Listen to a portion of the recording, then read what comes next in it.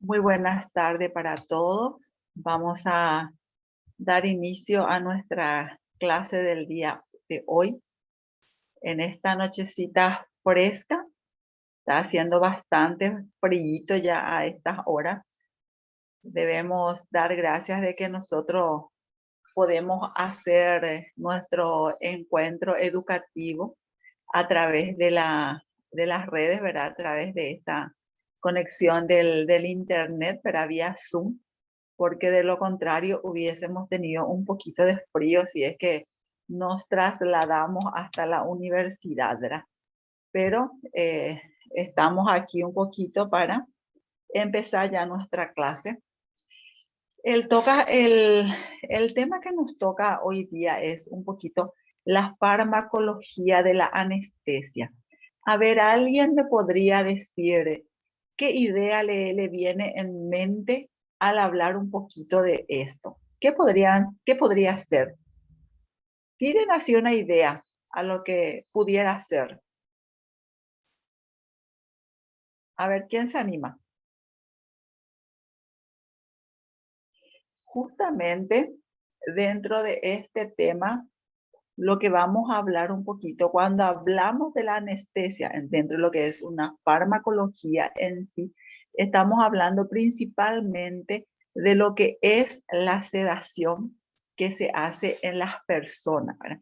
Dentro de lo que podemos definir que es una práctica frecuentemente usada para poder realizar procedimientos médicos invasivos y no invasivos, dolorosos o no dolorosos, que pueden requerir largos periodos de inamovilidad, inclusive en algunos casos.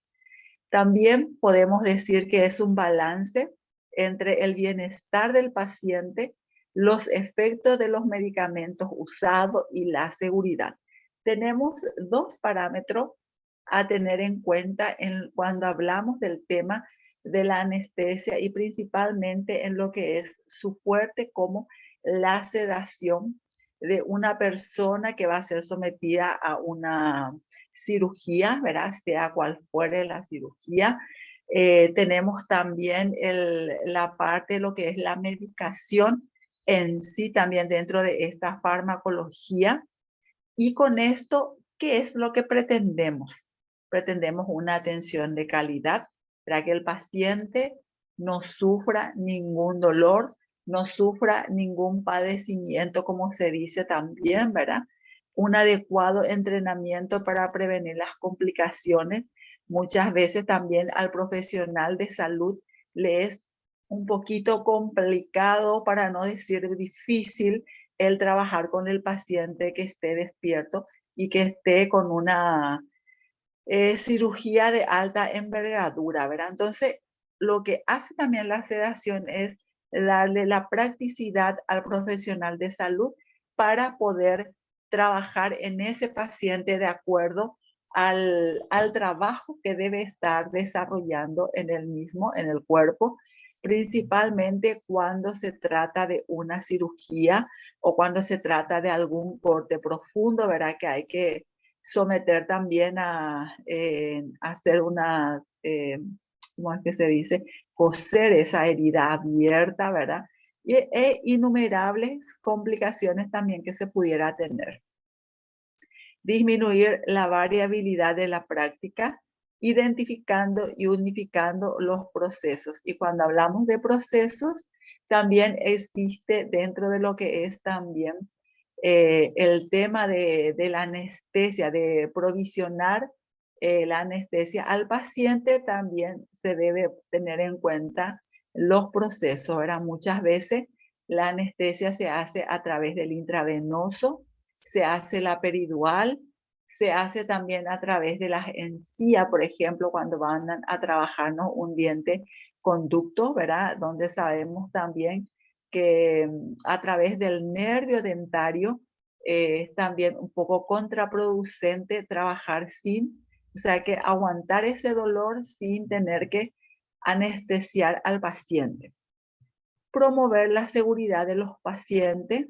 Claro, todos los profesionales de salud también promueven mucho que el paciente también sienta esa seguridad de la no dolencia, ¿verdad? Del no estar con el sufrimiento también que aqueja siempre ante una situación presentada o a un proceso médico que se debe estar practicando. Tenemos una población asignada también para estos trabajos, pero específicamente vamos a irnos a algunos puntos nomás porque no nos va a dar el tiempo para estar explayándonos en las diferentes poblaciones que se tienen, porque sabemos que existen de todas las edades que pudiera ser suministrado también un medicamento, una anestesia, ¿verdad? Dentro de esta población tenemos quienes sí, que generalmente son mayores de 14 años, ¿verdad? Quienes no, paciente con estado crítico, con ventilación mecánica, paciente que requieren sedación, parte de un tratamiento para una enfermedad mental también, paciente con complicaciones o antecedentes de complicaciones derivadas de la administración de sedación fuera de lo que es el sistema operativo también y a los gestantes también. También dentro de esto tenemos la evaluación de la sedación, donde debemos tener en cuenta 3 parámetros muy importantes dentro de este proceso de lo que es también la anestesia en sí. El primer lugar es el aparato respiratorio, donde se tiene en cuenta el apnea del sueño, se tiene en cuenta el asma, se tiene en cuenta también la fibrosis pulmonar. En cuanto al aparato cardiovascular, se tiene en cuenta HTA, ¿qué significa?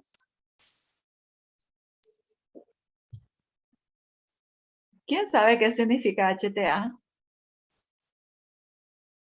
Hipertensión arterial, son siglas que ya a esta altura debemos ir manejando ya también.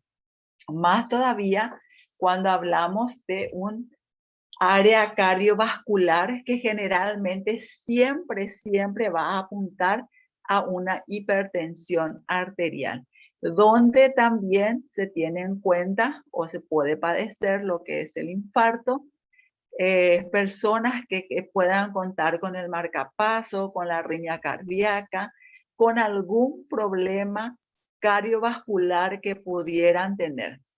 Tenemos los otros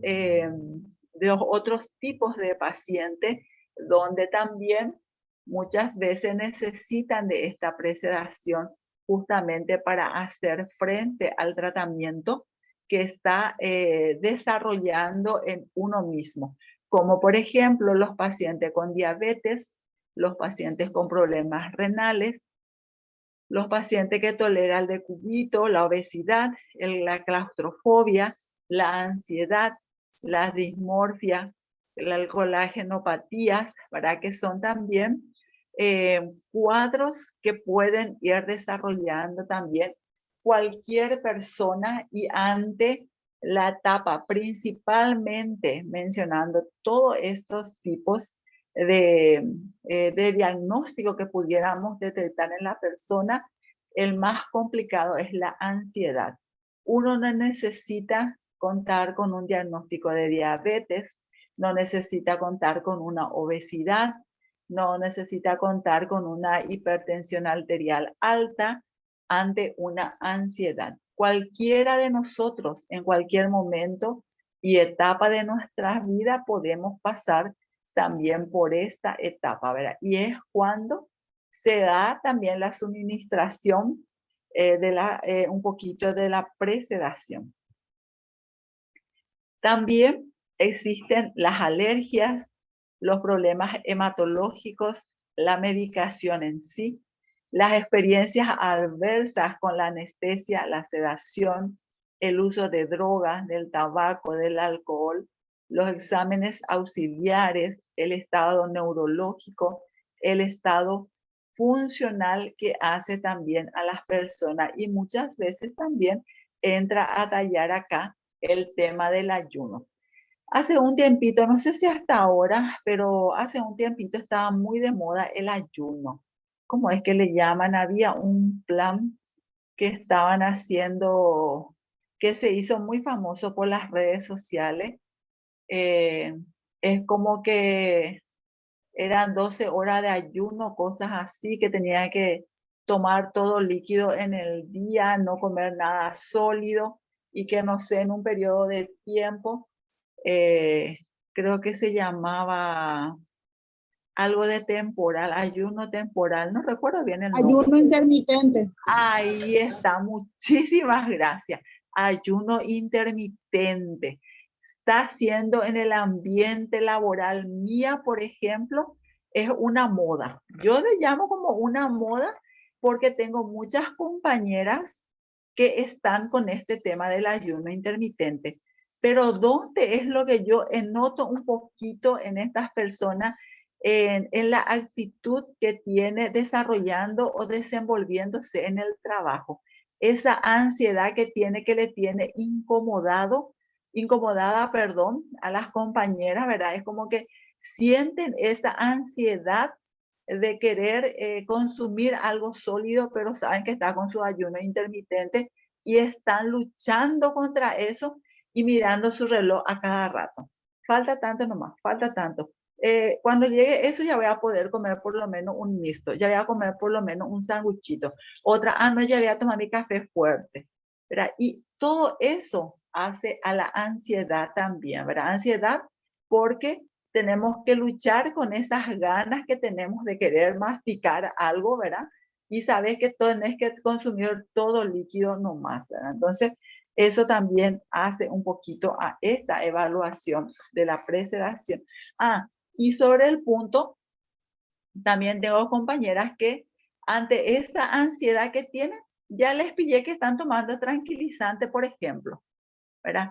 ¿Por qué? Porque tiene un aceleramiento del organismo en sí de ellos que cambian también el metabolismo. Personas como nosotros, ¿verdad? Los paraguayos que somos re carnívoros, que somos re paneros, que, no, que nos gusta comer bien, ¿verdad? Y de un día para otro, por una moda, querés hacer este tipo de ayuno, no hay cuerpito que aguante porque no estamos acostumbrados a ese ritmo alimentario, ¿verdad? No digo que está mal, está muy bien también que busquemos un mecanismo, por lo menos para poder ir alineándonos a un peso ideal que todos o todas queremos, ¿verdad? Pero noto nomás también esa ansiedad y ante esa ansiedad para mantenerse tranquilo y no tener una hiperactividad, tranquilamente toman algún medicamento que les pueda sedar también esa ansiedad.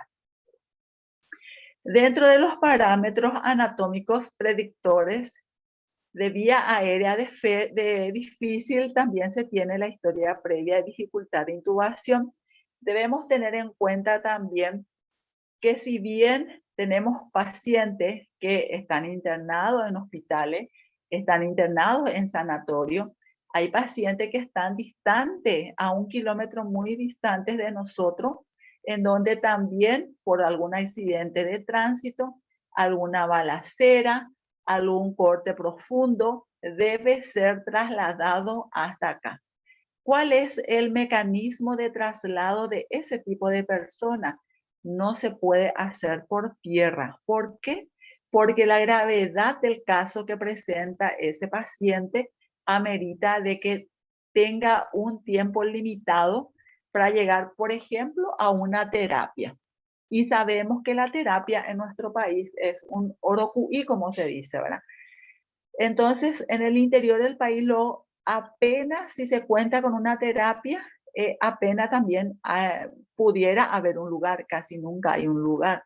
Más se tiene probabilidad de conseguir o de que se fabrique un lugar, es en el INERAN, en el Centro de Emergencias Médicas, en el Hospital Nacional, ¿verdad? O directamente si es un paciente que cuenta con el seguro de IPS, puede ser también que tengan por ahí. Entonces, ¿quién entra a tallar en ese proceso haciendo mérito a lo que acabo de mencionar, historia previa de dificultad de intubación? Son pacientes que se traen por vuelo. ¿Quién pone el avión para que se pueda trasladar ese paciente? La Fuerza Aérea. ¿Quién pone el combustible para que pueda moverse el avión? El Ministerio de Salud Pública y Bienestar Social a través del Servicio de Emergencias Médicas Extrahospitalarias, SEME, que es la institución donde yo presto servicio, donde trabajo en la actualidad, ¿verdad? El equipo humano del piloto, del acompañante, del capitán, cosas así que son todos militares, ¿verdad? Pone también la Fuerza Aérea. ¿Quién pone el profesional médico? Que de acuerdo al diagnóstico de la dificultad que tuvo el paciente, es SEME, ¿verdad? SEME va con el profesional calificado para poder trasladar ese paciente. Ya estando en vuelo, se hace la intubación del paciente, se hace algún otro procedimiento que se debería realizar hasta tanto pudiéramos llegar a tierra y trasladarlo rápidamente a su lugar de destino, ¿verdad? Entonces, también estos parámetros anatómicos debemos también conocer y manejar, cómo en la actualidad también es el proceso en el trabajo y cómo también diferentes instituciones están trabajando como un equipo también para salvaguardar el bienestar de las personas. También tenemos la radiación de cabeza y cuello, tenemos las malformaciones congénitas, tenemos las alteraciones espinales a nivel cervical, que en muchos casos también en la actualidad, la obesidad, también, ¿verdad? Tenemos pacientes muy obesos también, ¿verdad? Que no pueden ser ya trasladados en ninguna movilidad porque ante su obesidad ya probablemente ya no entra en un auto, ya no entra en una camioneta, entonces hay que trasladarlo también por vuelo, ¿verdad? Por suerte, en las ambulancias de SEME están preparados para pacientes muy obesos también para ser trasladados en sus posiciones de las camillas que cuenta dentro del móvil. El síndrome de obstrucción apnea del sueño, la circunferencia cervical mayor a 40 centímetros, la distancia tiromentoniana menor a 6 centímetros, la limitación en la apertura bucal, el test de Mayampani 3 a 4, que son términos muy profesionales y muy técnicos, valga la redundancia, el test de protrusión mandibular, ¿verdad? Y dentro de esto tenemos también los criterios para una intubación difícil, donde conocemos con las siglas de OBESE. La O significa obesidad, ¿verdad? Personas, pacientes con mucha obesidad, personas que tienen barba. ¿Por qué creen ustedes que puede ser un proceso difícil a la intubación las personas que tienen barba? No se le viene a mente por qué sería. Sería justamente porque muchas veces la higienización de la barba también no siempre se hace con propiedad y con constancia en las personas.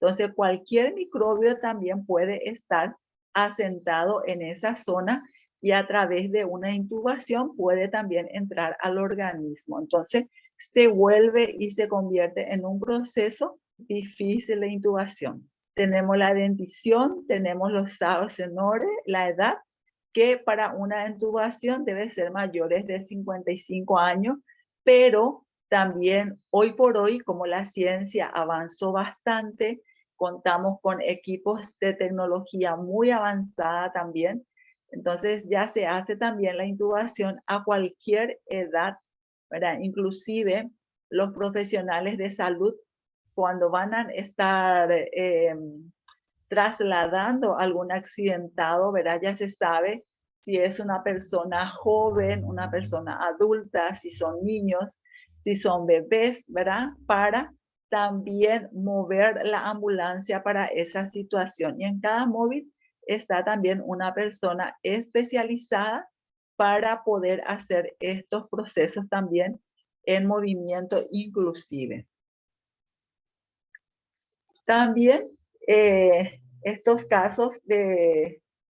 Ahí no alcanzo a leer yo mi título. ¿Quién me puede leer? porque me sale ahí mi compartimiento de pantalla.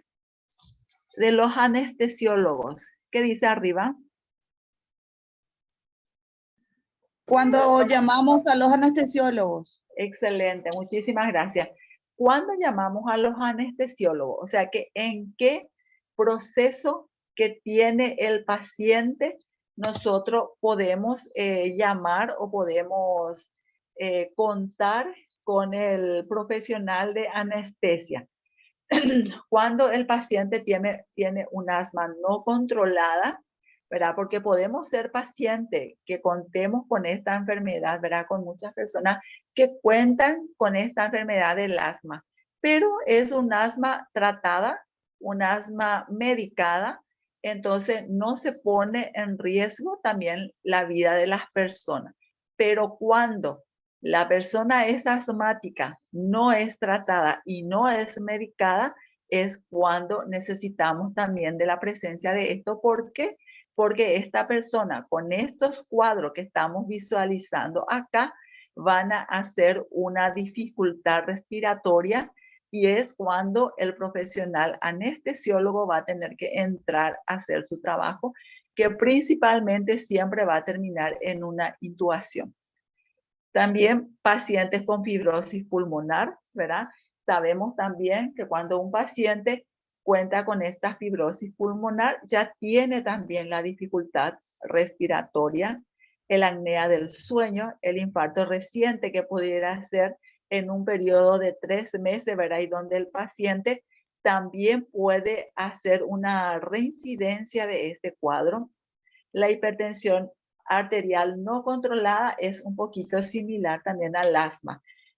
La persona puede saber de que sufre de hipertensión arterial, pero no está tratada, no está medicada, no lleva una vida saludable alimentariamente, no hace su caminata como lo recomiendan los profesionales de la hipertensión arterial. Entonces, en esa situación, también es un fiel candidato a que haga una dificultad respiratoria, ¿verdad? Que es muy diferente al paciente que cuenta con una hipertensión arterial, pero hace su caminata normalmente todos los días, hace su vida, su alimentación saludable y nutritiva, consume muchísima agua dentro de lo que es la reglamentariedad, ¿verdad? De por lo menos mínimamente 3 litros de agua diaria. Eh, y también consume ahora todos los días su medicación. También la obesidad, ¿verdad? Sabemos que la gordura también en las personas, principalmente este tipo de paciente, cuando se tiene un accidente de tránsito, se ve reflejado, ¿verdad? Donde a través de algún golpe que pudiera tener, también ya obstruye la vía respiratoria y hace su dificultad respiratoria. Y ahí es también cuando entra a tallar estos profesionales. Tener en cuenta también que no siempre el profesional de salud que está en el móvil de una ambulancia que va a trasladar a un paciente accidentado en trauma en una ruta o en una calle, no siempre va a ser un anestesiólogo. Esos profesionales del área de la salud están también capacitados y están también adiestrados para poder intubar al paciente. Por eso que yo hace rato les mencionaba, cuando se va a mover una ambulancia, ya se sabe, ¿verdad? Porque siempre llama a una persona a reportar el pedido de ambulancia. Ya se le pregunta, ¿verdad? Si es niño, si es joven, si es adulto y más o menos qué le pasó, ¿verdad? Direccionando un poquito cuál es el tipo de móvil que se va a movilizar, ¿verdad? Cuando es un accidente grave, feo, entonces lo primero es que se mueve la ambulancia con terapia intensiva incluida dentro del móvil, ¿verdad? Para poder, como insisto, ¿verdad? Salvaguardar también la vida de la persona, ¿verdad? La ancianidad, también personas muy mayores también y que puedan tener una patología de base como veíamos hace rato. El tema de diabetes, el tema de hipertensión, el tema de colesterol también, ¿verdad? Problemas psiquiátricos también podían ser, ¿verdad? Y los predictores de una intubación difícil son todos estos cuadros patológicos que se pudieran tener. En cuanto al ambiente de sedación, tenemos los requerimientos de los equipos que deben también ser suministrados para poder también cada profesional del área de la salud hacer su trabajo. ¿Cuáles son esos requerimientos de esos equipos? Por ejemplo, el suministro de oxígeno y aspiración, ¿verdad? Se debe contar con el balón de oxígeno, se debe contar con la mascarilla para poder accionar la pronta utilización de estos equipos siempre y cuando sea necesaria. Las salidas de electricidad e iluminación adecuada dentro de lo que es el equipo de anestesia, funcionando también apropiadamente dentro de lo que es también un servicio de salud.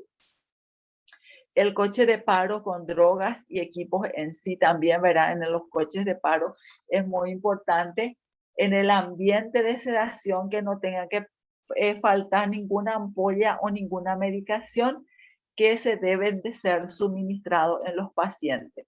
Y más que nada el equipo de reanimación también. Todos los escenarios en los que se administre la sedación deben contar con unas instalaciones construidas, equipadas y operadas de acuerdo a las normativas. Sabemos también que dentro de lo que es el ambiente de sedación debemos tener en cuenta la estructura física del servicio, debemos tener en cuenta los equipamientos de salud con el cual se debe contar y lo principal y más importante de todo es el profesional calificado que pueda hacer el trabajo de sedación, que tenga conocimiento, que tenga experiencia y más que nada que tenga profesionalismo, ¿verdad? Entonces también eso es muy importante y todo esto que acabo de mencionar está direccionada o está operada de acuerdo también a las normativas que están también disponibles dentro de lo que es el proceso de trabajo en sí. En cuanto al procedimiento, al área del procedimiento, tenemos también unos diferentes equipos que hacen también a lo que es también estos trabajos, ¿verdad? Que de repente también es importante que debamos conocer también un poquito esto, ¿verdad? Dentro de lo que es el oxímetro, el monitor, el desfibrilador, el capnógrafo. ¿Alguien sabe qué significa el capnógrafo? Porque es un término, un equipo muy particular que no es familiarizado por nosotros. Por eso nomás pregunto, si no, entonces les voy a decir qué es. El capnógrafo es la medida del dióxido de carbono en la vía aérea de un paciente durante su ciclo respiratorio, ¿verdad? Que pudiera tener también es la mecánica inspiratoria y expiratoria dentro de esta inspiración que quiera decir mecánica de un paciente intubado, ¿verdad? Donde lo que generalmente pudiéramos salvar es también cualquier tipo de situación que se pueda ir midiendo también a través de esto. Es un equipo que también es como si fuese el equipo donde está midiendo tu, ¿cómo es? Tu frecuencia cardíaca, ¿verdad? Dentro del equipo en sí. El laringoscopio que todos conocemos, los tubos endotraqueales, los tubos de ensayo también. Tenemos también la parte básica, el estándar también, que es, como ya decía yo recién, el personal calificado asistiendo en forma continua, ¿verdad? Haciendo el control constante a estos pacientes que son suministrados este tema de la anestesia o el tema del intubamiento que se está haciendo en el paciente. También es solucionar cambios agudos en el estado del paciente con la atención oportuna. El monitoreo intermitente o remoto se justifica en casos de radiación dentro de lo que es también la radioterapia, que son prácticamente suministrados también en pacientes oncológicos. debe usarse el mejor juicio en el caso que una emergencia obligue a una ausencia temporal en la sala de procedimiento. ¿Verdad? Que esto también, eh, ante una emergencia, el profesional calificado sabe perfectamente cuál es el procedimiento que debe aplicar en el momento.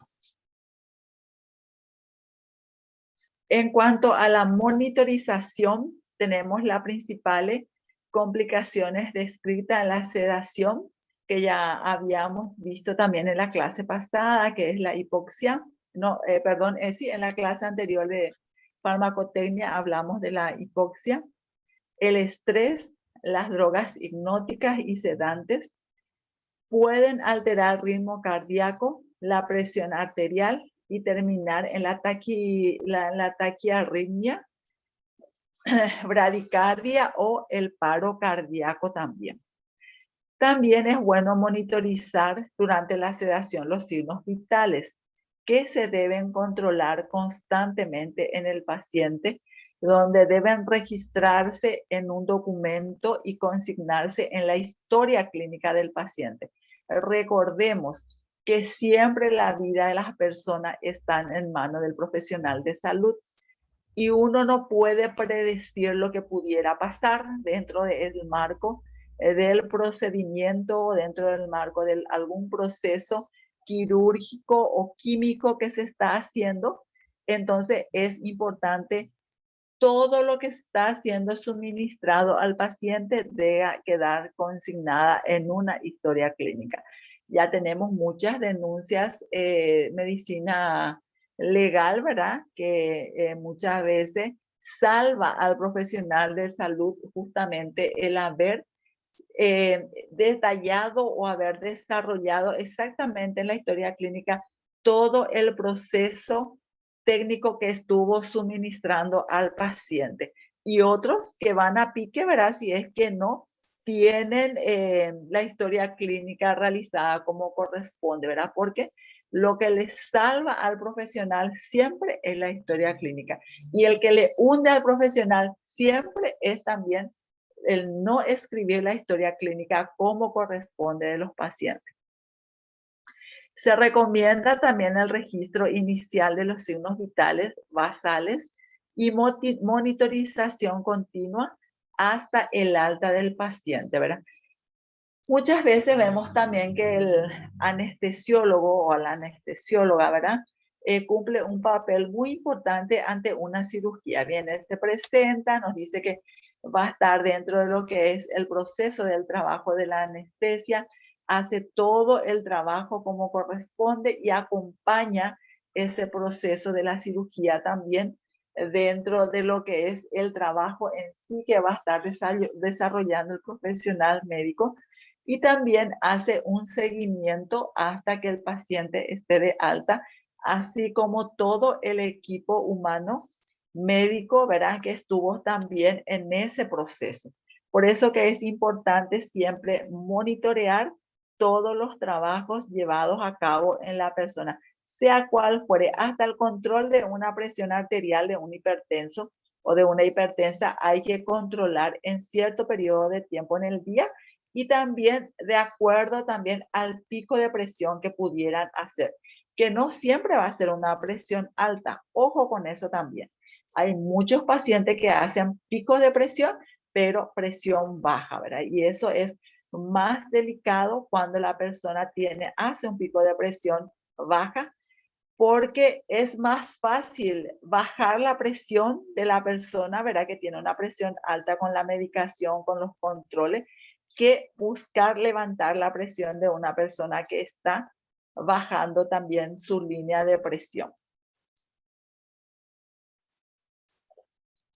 Dentro del estándar 2 tenemos también lo que es la oxigenización en sí, la ventilación, la circulación, la temperatura, que todo esto hace asegurar los parámetros básicos cardiorrespiratorios, ¿verdad? Todos estos equipamientos también se debe contar dentro de lo que es un estándar para poder garantizar también, ¿verdad? Todo lo que es referente a lo que es el la cardiorrespiración en sí de las personas. En cuanto a la oxigenación, ¿verdad?